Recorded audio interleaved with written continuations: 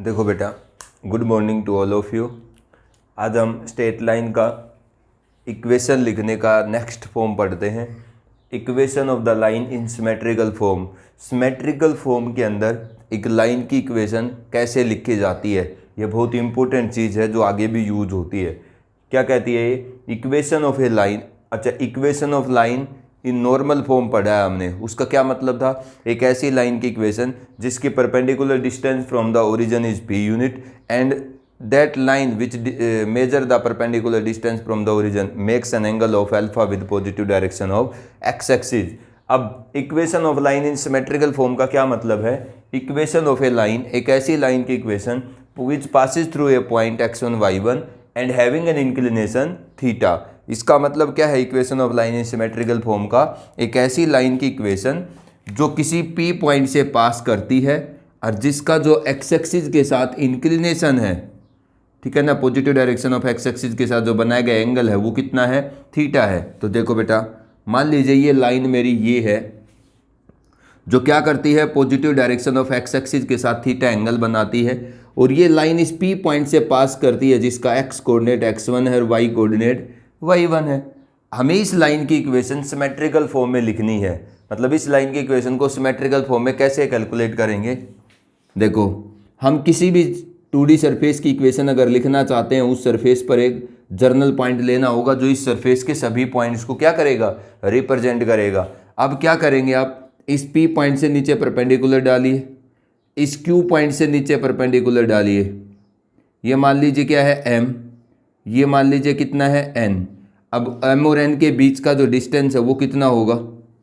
ये डिस्टेंस कितना होगा? देखो, ओरिजिन से लेकर के इस Q पॉइंट तक का x कोऑर्डिनेट क्या कहलाएगा?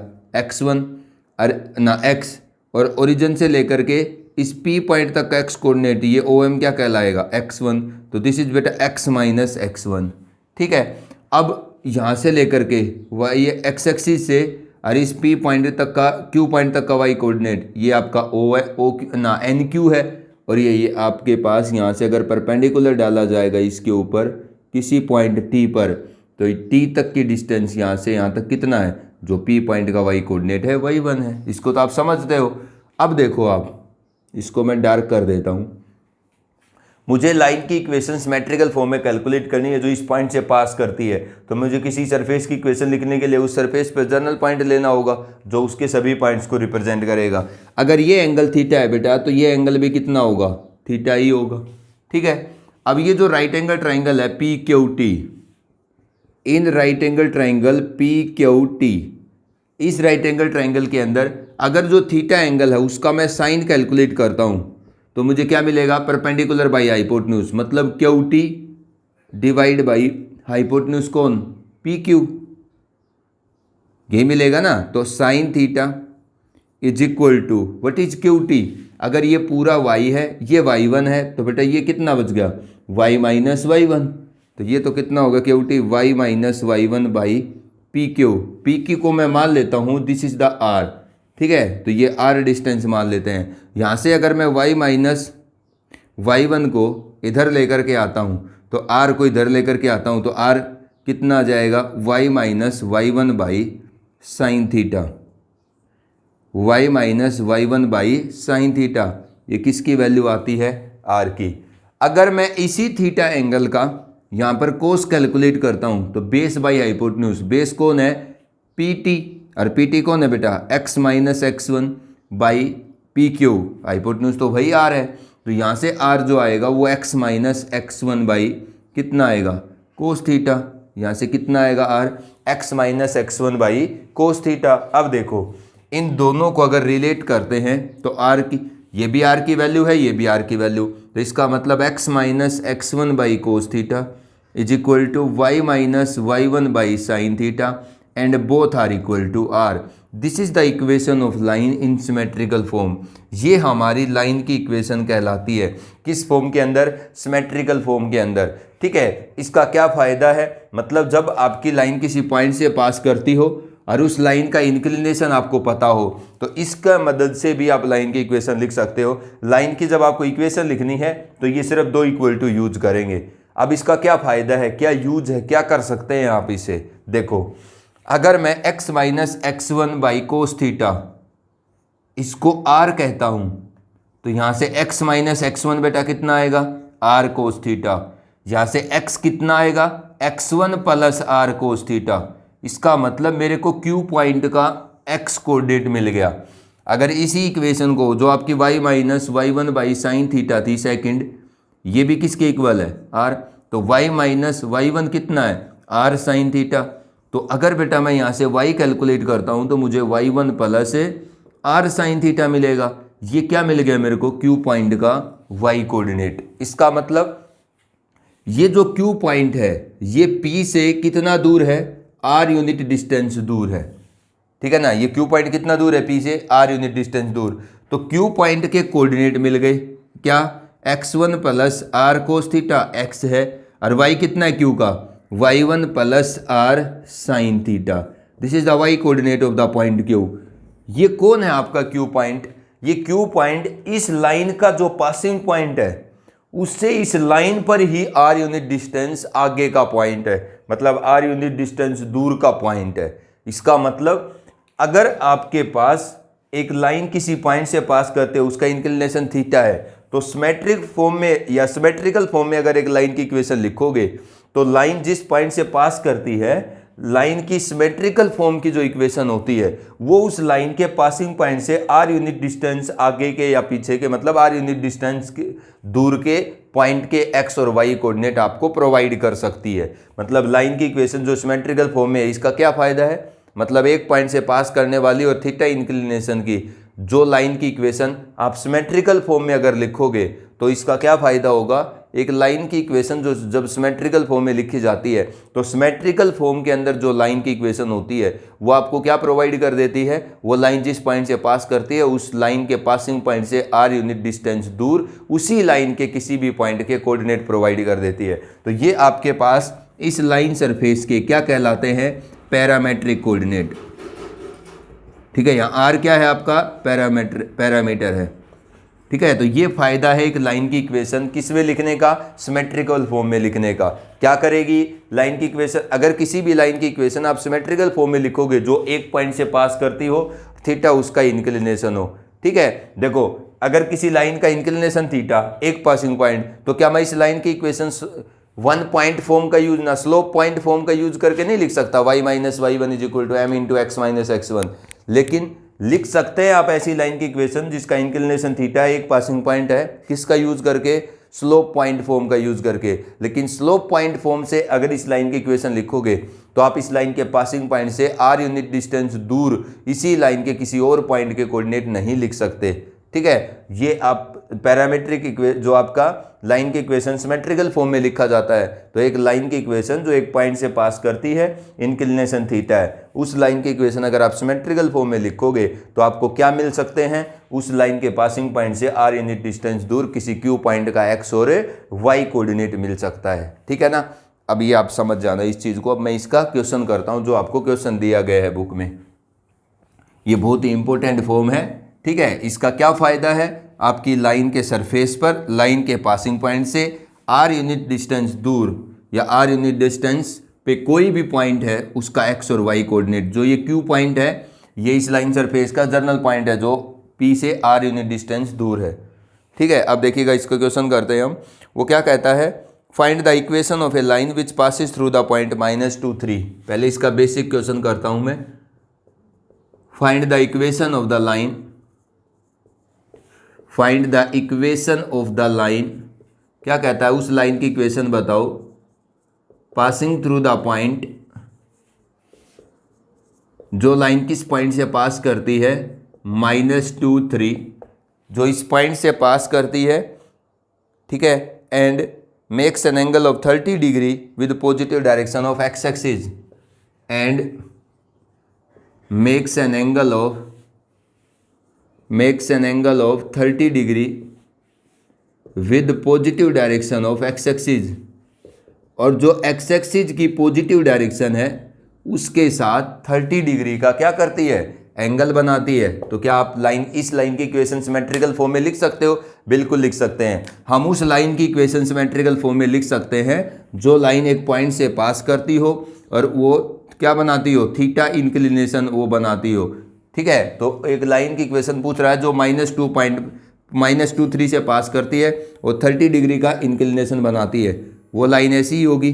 This is the inclination of this line, और ये लाइन किस पॉइंट से पास करती है, किसी पॉइंट -2, 3 से। अब देखो, हम ऐसी लाइन की इक्वेशन सिमेट्रिकल फॉर्म में जो लाइन की इक्वेशन होती है उसका यूज करके लिख सकते हैं, जो एक पॉइंट से पास करे और एक उसका इंक्लिनेशन दिया हो। क्या होगी इस लाइन की equation, x minus x1 by cos theta is equal to y minus y1 by sine theta is equal to बेटा r, लेकिन इक्वेशन में आपने r को यूज नहीं करना, तो x माइनस x1 बाई कोस 30, ठीक है, plus is equal to y minus y1 कितना हो जाएगा, नहीं हाँ, y minus y1 by sine theta कितना है, इंक्लिनेशन 30, x माइनस x1 कौन है -2, तो वो +2 हो गया, कोस 30 कितना हो गया √3/2, y minus y1 3 divide by sine 30 1/2, ये ऊपर चला जाएगा तो 2x + 4 divide by √3 is equal to 2y minus का 6, क्रॉस मल्टीप्लाई कर दो आप।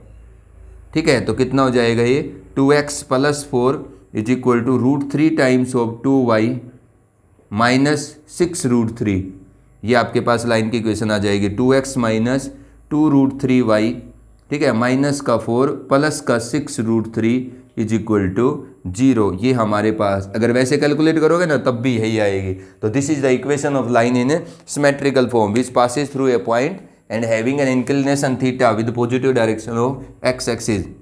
अगर वो इंक्लिनेशन लिख देता है तब तो आप समझ जाइए वो positive direction of X axis के साथ ही है, ठीक है, नहीं तो फिर वो बताएगा कि वो एंगल कैसा है।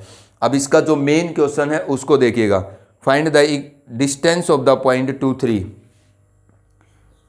अब जो सेकंड क्वेश्चन कर रहा हूँ, जो इस एक्सरसाइज का लास्ट क्वेश्चन है, ये जो 16 क्वेश्चन है, क्या कहता है वो, फाइंड द, अभी मैं एक्सरसाइज 10.3 कर रहा हूँ बेटा, अभी मैं इसका लास्ट क्वेश्चन करूँगा। देखो, find the distance of the point 2, 3। क्या कहता है वो, find the distance of the point 2, 3। बहुत ही इंपॉर्टेंट क्वेश्चन है, इसको जेईई मेन में भी पूछा जा चुका है। Find the distance of the point 2, 3 from the line, find the distance of the point 2, 3 from the line, find the distance of the point 2, 3 from the line.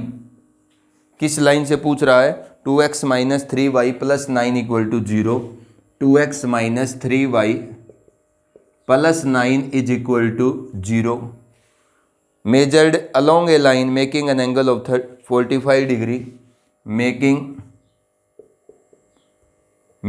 along a line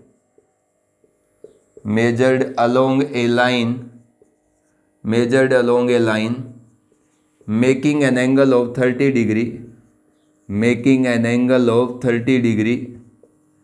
45 degree, 30 नहीं है बेटा 45, with positive x axis. अब सुनिए मेरी बात, ध्यान से पढ़िएगा पहले आप इस क्वेश्चन को। क्या कहता है वो, find the distance of the point 2, 3। आप इस 2, 3 पॉइंट की डिस्टेंस बताओ, कहां से, फ्रॉम दिस लाइन, इस लाइन से, मतलब आपको इस पॉइंट की डिस्टेंस बतानी है इस लाइन से, मेजर्ड अलोंग ए लाइन, जिस डिस्टेंस को आपने एक ऐसी लाइन के साथ साथ मेजर करना है जो 45 डिग्री का एंगल बनाती है, किसके साथ, positive direction of X axis के साथ। ठीक है, तो आप ये बात कैसे करेंगे, देखो पहले तो आप इस क्वेश्चन का रफ डायग्राम बनाइएगा। इसका क्या मतलब है मेजर्ड अलोंग का, देखो वो क्या कहता है कि आपके पास एक पॉइंट है, ठीक है, जिस पॉइंट का x कोऑर्डिनेट 2 है, y कोऑर्डिनेट 3, इस पॉइंट की डिस्टेंस बतानी है इस लाइन से। तो आप इस लाइन का रफ स्केच बना सकते हो, x को 0 करोगे तो y आएगा, y को 0 करोगे तो x आएगा। ठीक है, तो मैं इसको समझ जाता हूं कि ये आपके पास ऐसी लाइन है 2x माइनस 3y।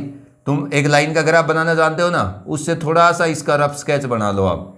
ठीक है, कि आप इसमें x को 0 पुट करिए तो y आपके पास कितना आएगा, -3y इक्वल टू -9, y 3 आएगा। x को अगर मैं इसमें 0 पुट करूंगा तो y मुझे 3 मिलेगा। अगर मैं y को 0 पुट करूंगा तो x मेरे को इसको अंदर से माइनस का 4.5 मिलेगा। ठीक है, तो x माइनस 4.5 0 और y कितना है 0.3। इसका मतलब ये लाइन ऐसी ही होगी, इस तरीके की लाइन होगी, बस आपने रफ स्केच बनाना था। वो क्या कहता है, find the distance of the point 2 3। अब ये पॉइंट आपका 2 3 है, ध्यान से देखना आप इस क्वेश्चन को, बहुत अच्छा क्वेश्चन है, ठीक है। अब वो क्या कहता है, find the distance of this point 2 3 from this line which is measured along A line making an angle 45 degree with x axis. जिसको किसके अलोंग मेजर किया गया है, एक ऐसी लाइन के अलोंग मेजर किया गया है जो 45 डिग्री एंगल बनाती है, किसके साथ, एक्स एक्सिस के साथ, ठीक है ना, which is measured along A line which makes an angle of 45 degree with A x axis. मतलब एक्स एक्सिस के साथ जो 45 डिग्री का एंगल बनाती है उसके साथ मेजर किया गया है, ठीक है। तो मैं मान लेता हूं कि ये जो लाइन है आपकी, ठीक है, ये किस तरीके की है, इस तरीके की है, ये यही है, ये तो मैंने दोबारा बना दी है। अब इस लाइन को मान लेते हैं ये वो लाइन है जो positive direction of X axis के साथ 45 डिग्री एंगल बनाती है। ये एंगल कितना बनाती है, 45 डिग्री, ठीक है। अब आपको इस पॉइंट की जो डिस्टेंस है, आप इस पॉइंट को थोड़ा सा दूर लिख लो, x2 एंड y3, ठीक है। अब ध्यान से, अब समझने वाली बात है, वो क्या कहता है कि आप इस पॉइंट की डिस्टेंस बताओ इस लाइन L से जिसकी इक्वेशन दी हुई है। क्या ये लाइन जिसकी equation 2x minus 3y plus 9 is equal to 0। आपसे क्या कहता है कि आप इस पॉइंट की डिस्टेंस बताओ इस लाइन से, ठीक है, लेकिन मनमर्जी की डिस्टेंस नहीं, जो किसके पैरेलल मेजर होनी चाहिए, इस लाइन के जो 45 डिग्री का एंगल बना रही है। कैसे कैलकुलेट करेंगे, तुम एक बात बताओ मेरे को, इस पॉइंट की इस लाइन से, जो ये लाइन L है जिसकी इक्वेशन गिवन थी, जो डिस्टेंस होगी वो बेटा एक नहीं होगी।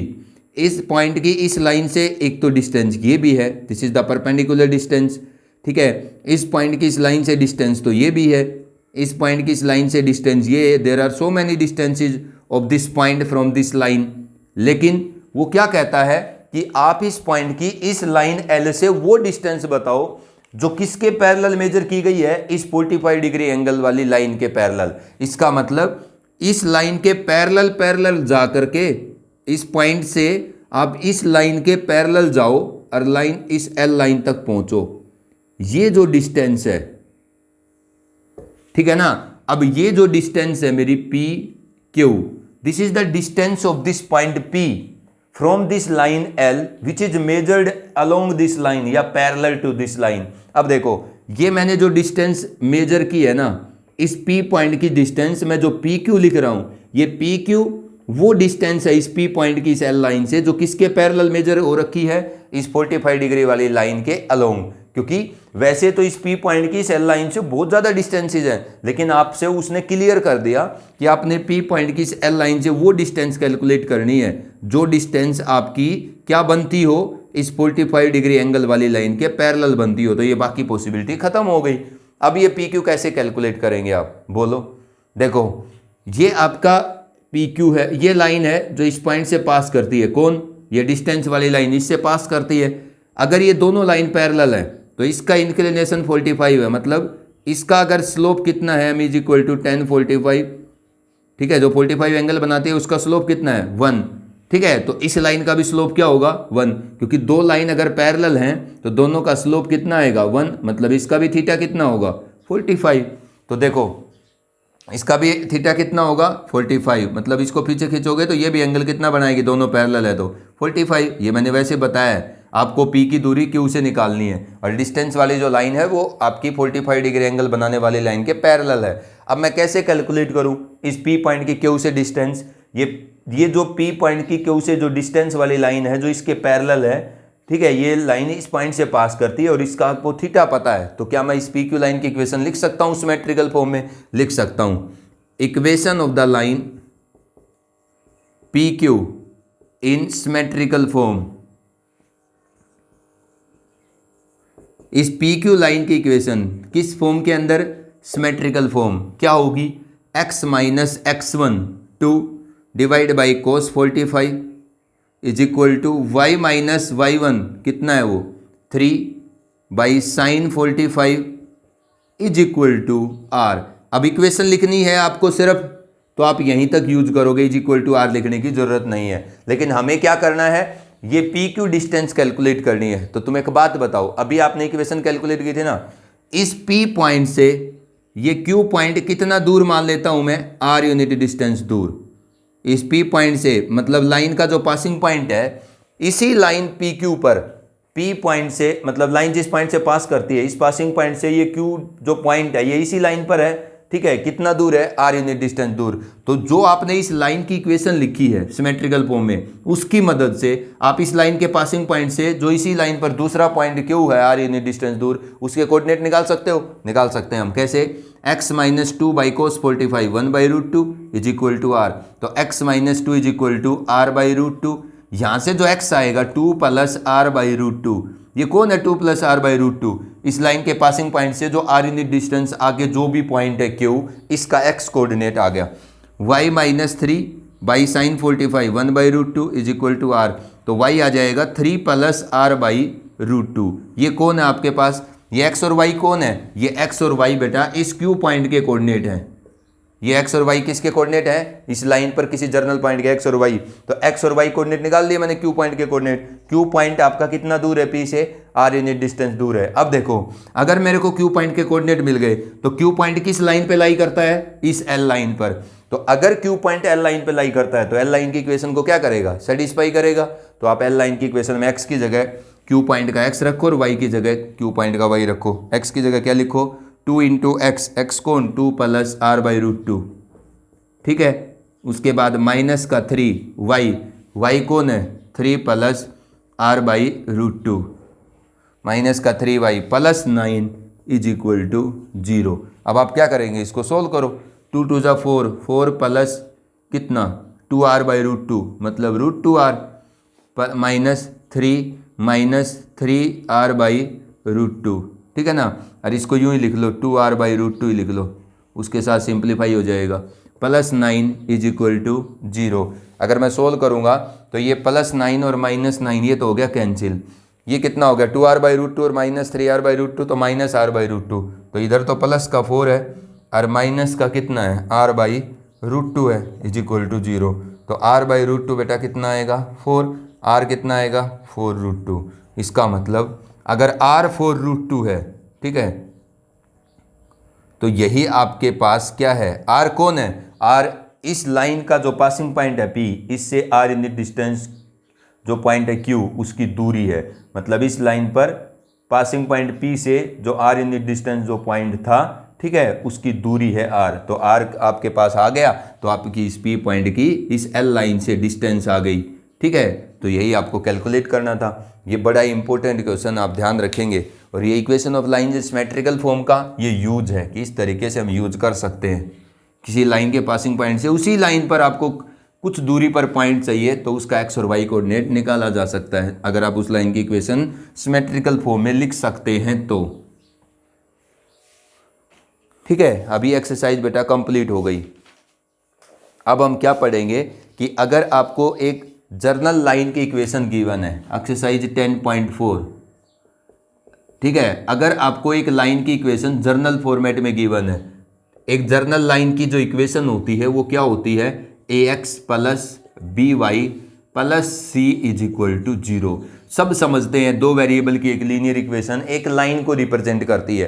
तो दो वेरिएबल की लीनियर इक्वेशन का जर्नल फॉर्मेट क्या होता है? Coefficient x plus coefficient y plus constant term is equal to 0। तो अगर मान लीजिएगा कि आपको एक लाइन की इक्वेशन जर्नल फॉर्म में लिखी मिलती है, मतलब एक लाइन की इक्वेशन आपको लिखी लिखाई मिल रही है और वो आपसे उस लाइन की लिखी हुई इक्वेशन से उस लाइन की अलग अलग फॉर्म के अंदर उसका ट्रांसफॉर्मेशन करवाता है। तो how we transform the general equation of a line in the slope intercept form, in the intercept form, in the normal form, कैसे ट्रांसफॉर्म करेंगे देखिएगा। इसका फर्स्ट क्वेश्चन है reduce the equation 2x plus 3y minus 6 equal to 0। 2x plus 3y minus 6 is equal to 0। ठीक है, ये आपको एक लाइन की इक्वेशन दी गई है। मैं इक्वेशन से ही बता देता हूं। अगर आपको एक लाइन की इक्वेशन दी हुई हो ax plus by plus c equal to 0 की फॉर्म में, तो उस लिखी हुई लाइन की इक्वेशन को स्लोप इंटरसेप्ट फॉर्म में कैसे चेंज किया जाता है, इंटरसेप्ट फॉर्म में कैसे चेंज किया जाता है। ठीक है, इन दोनों चीज़ों को पढ़ेंगे हम। सबसे पहले वो क्या कहता है, convert reduce this equation two the slope intercept form and find the slope and y intercept. सबसे पहले एक लाइन की इक्वेशन जो जर्नल फॉर्म में लिखी होती है A X plus B Y plus C is equal to zero, इस लाइन की जो इक्वेशन लिखी है जर्नल फॉर्म में, इसको स्लोप इंटरसेप्ट फॉर्म में कैसे चेंज किया जाएगा। स्लोप इंटरसेप्ट फॉर्म का मतलब है y is equal to M X plus C की फॉर्म में। ठीक है, जैसे ही एक लाइन की लिखी हुई इक्वेशन को आप स्लोप इंटरसेप्ट फॉर्म में चेंज करेंगे तो वो लाइन की इक्वेशन जिस लाइन की है उसका स्लोप और y इंटरसेप्ट पता चलेगा। कैसे चेंज करते हैं, सबसे पहले देखो स्लोप इंटरसेप्ट फॉर्म में y क्या होता है, अकेला होता है with coefficient 1 in the left side. तो आपको जो जर्नल इक्वेशन लिख रखी है ना, उसमें y का पार्टिकल लेफ्ट साइड में रखो और बाकी सब कुछ उधर ले जाओ, अगर आप स्लोप इंटरसेप्ट फॉर्म में चेंज करना चाहते हो। उसके बाद जो भी y का कोफिशिएंट है उससे डिवाइड कर दो, माइनस का a by b x minus का c बाई बी। ठीक है, जब आप y का कोफिशिएंट लेफ्ट साइड में 1 बना देंगे उस टाइम पर राइट साइड में जो x का कोफिशिएंट है वो उस लाइन का स्लोप है और जो कांस्टेंट टर्म है वो उस लाइन का y इंटरसेप्ट है। This is the way to convert the general equation of a line in the slope intercept form and find the slope and the y intercept of that line. अब ये मेरे पास मान लीजिए question लिखा है 2x plus 3y minus 6 equal to 0। वो कहता है इस लाइन की इक्वेशन को आप स्लोप इंटरसेप्ट फॉर्म में चेंज करो और इस लाइन का स्लोप और y इंटरसेप्ट बताओ। कैसे बताएंगे, सिर्फ y का पार्ट अपने पास रखो और बाकी सब कुछ उधर ले जाओ।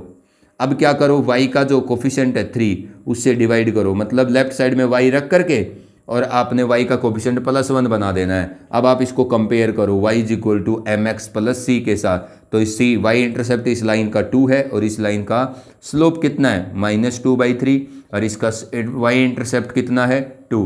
तो इस तरीके से एक लाइन की इक्वेशन अगर जर्नल फॉर्म में लिखी रहती है तो उसको स्लोप इंटरसेप्ट फॉर्म में चेंज करते हैं। ठीक है, अब इंटरसेप्ट फॉर्म में कैसे चेंज किया जाएगा, अगर वो आपसे कहता है कि आप इंटरसेप्ट फॉर्म के अंदर चेंज करो, आपको जो एक लाइन की जर्नल इक्वेशन लिखी हुई है x plus B Y plus c equal to 0, तो उसको आप इंटरसेप्ट फॉर्म में कैसे चेंज करेंगे। देखो ध्यान से देखना, आप इंटरसेप्ट फॉर्म में कैसे चेंज किया जाएगा। सबसे पहले जो आपकी लाइन की इक्वेशन की कांस्टेंट टर्म है उसको आप राइट साइड में ले जाइए, ले गए। जब कांस्टेंट टर्म राइट साइड में ले गए हो, उसके बाद जो राइट साइड में कांस्टेंट टर्म गई है उसी से दोनों साइड डिवाइड करके राइट साइड में सबसे पहले 1 बना दीजिए। ठीक है, राइट साइड में सबसे पहले आपने पहले तो इक्वेशन की कांस्टेंट टर्म कहाँ ले जानी है, राइट साइड में। उसके बाद आपने राइट साइड के अंदर उसी कांस्टेंट टर्म से दोनों साइड डिवाइड करके 1 बना देना है। अब देखो ये क्या करेंगे आप, लाइन की इक्वेशन की इंटरसेप्ट फॉर्म क्या होती है, x by a plus y by y intercept b equal to 1। इसका मतलब x और y का कोफिशिएंट इंटरसेप्ट फॉर्म में 1 होता है। तो क्या करेंगे आप, इसको सेपरेट करो पहले तो कांस्टेंट टर्म को, ax बाई माइनस सी और ये क्या है b y by minus c is equal to 1। तो x बाई, मैं इसको क्या लिख सकता हूँ a बाई सी को माइनस का c by A, y by b by minus C को क्या लिख सकता हूँ माइनस का c by b is equal to 1। अब आप कंपेयर कर लो, ये आपकी लाइन की इक्वेशन का क्या है, x इंटरसेप्ट है, ठीक है ना, और ये आपकी लाइन का क्या है, y इंटरसेप्ट है। इस तरीके से एक लाइन की इक्वेशन को हम क्या करते हैं, इंटरसेप्ट फॉर्म में चेंज करते हैं और इस तरीके से हम स्लोप इंटरसेप्ट फॉर्म के अंदर चेंज करते हैं। ठीक है, अब वो आपसे क्या कहता है कि 3x minus 4y plus 10 equal to 0, 3x minus 4y plus 10 equal to 0, कहता है इस लाइन की इक्वेशन को आप इंटरसेप्ट फॉर्म में चेंज करो। कैसे करेंगे, सबसे पहले जो कांस्टेंट टर्म है उसको राइट साइड में ले जाएंगे, जो मैंने प्रोसेस बताया है। अब इसी कांस्टेंट टर्म से दोनों साइड क्या कर दो, डिवाइड करके राइट साइड में 1 बना दो, बन गया 1। अब सेपरेट कर दो, x का पार्ट अलग, ठीक है, और y का पार्ट अलग करोगे तो -10 आएगा, तो बीच वाला प्लस हो जाएगा, ये कितना हो गया 1। अब x बाई, इसको उल्टा लिख दो, माइनस का 10/3, ये क्या होगा y by 10/4 5/2 is equal to 1। ये आपकी लाइन का क्या है, x इंटरसेप्ट है, y इंटरसेप्ट। आप इसको x by a plus y by b is equal to 1 के साथ कंपेयर कर सकते हो। ठीक है ना।